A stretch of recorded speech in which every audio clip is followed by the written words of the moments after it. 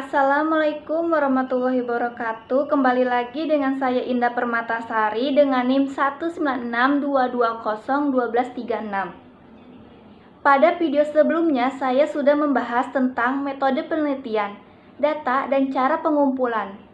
Selanjutnya saya akan membahas ada 4 skala pengukuran pada data skala, yaitu yang pertama nominal, ordinal, interval, dan rasio. Yang pertama ada data nominal. Data nominal ditunjukkan untuk pengelompokan objek.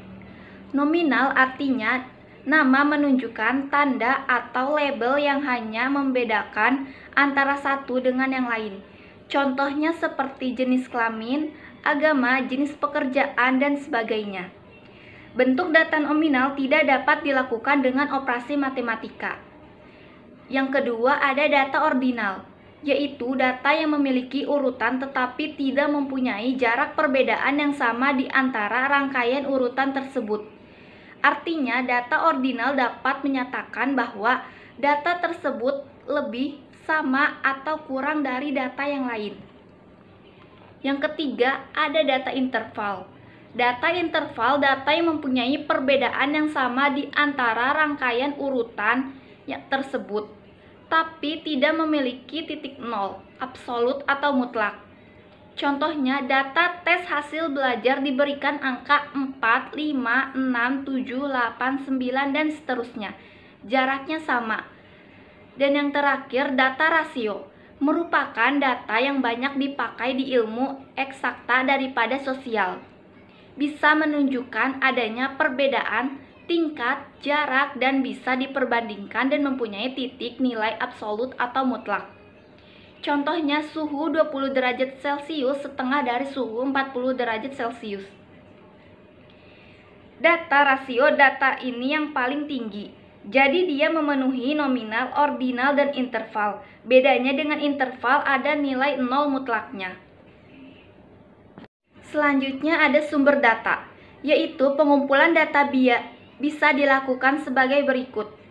Wawancara atau angket. Sumber data berasal dari responden atau orang yang merespon atau menjawab pertanyaan peneliti. Populasi. Respondennya adalah populasi.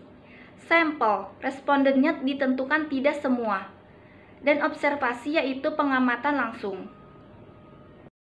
Data panel. Telah diketahui data cross-section merupakan data yang dikumpulkan dalam satu waktu terhadap banyak individu.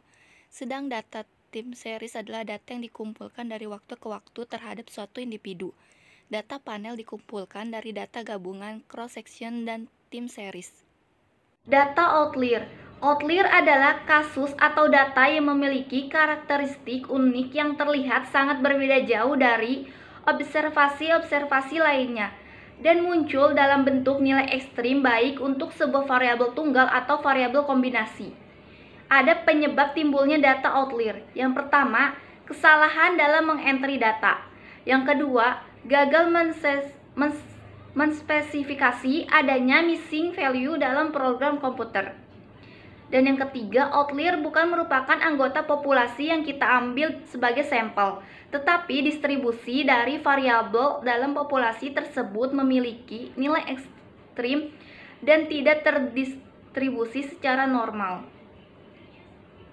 Menurut Haier tahun 1998 untuk menentukan skor sebagai berikut. Yang pertama, jika kasus sampel kecil kurang dari 80, maka standar skor dengan nilai kurang lebih 2,5 dinyatakan outlier. Yang kedua, jika sampel besar standar skor dinyatakan outlier jika nilainya pada kisaran 3-4. Yang ketiga, jika standar skor tidak digunakan, dapat menentukan data outlier jika data tersebut nilainya lebih besar dari 2,5 standar deviasi atau antara 3-4 standar deviasi tergantung dari besarnya sampel.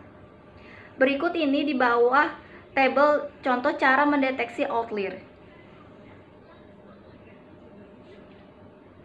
Berikutnya ada rancangan penelitian.